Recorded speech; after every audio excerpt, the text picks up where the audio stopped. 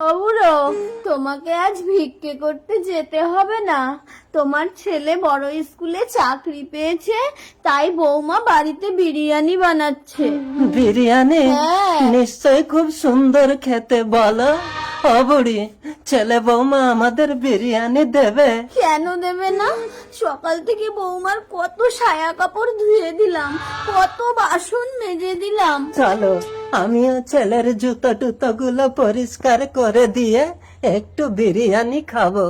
চলো।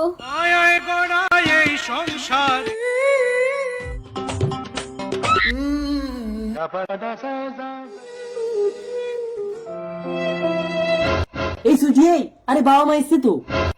বিরিয়ানি দেখতে কি সুন্দর, নিশ্চয়ই খেতেও খুব সুন্দর, বলো বুড়ি। তুমি ছেলের জুতোটা পরিষ্কার করে দাও, আমি ঘরটা মুছে দেই। এই বুড়ো, তুমি ওই নোংরা গামছা দিয়ে দামি জুতোটাকে নোংরা করলে? যাও এখান থেকে। বৌমা, সকাল থেকে তো অনেক কাজ করে দিলাম, দুটো খেতে দাও না, খুব খিদে লেগেছে। ও সুইটি, রাতের বাসি ভাতটা আছে, বাবা মাকে দিয়ে দাও। আরে বাসি ভাতটা দিয়ে দিলে কুকুরটা কি খাবে? আরে একদিন না খেলে কুকুর মরবে না, দিয়ে দাও তো। নাও গেল। একটু বিরিয়ানি দাও না বৌমা। বিরিয়ানি খেতে হবে না, যাও এখান থেকে।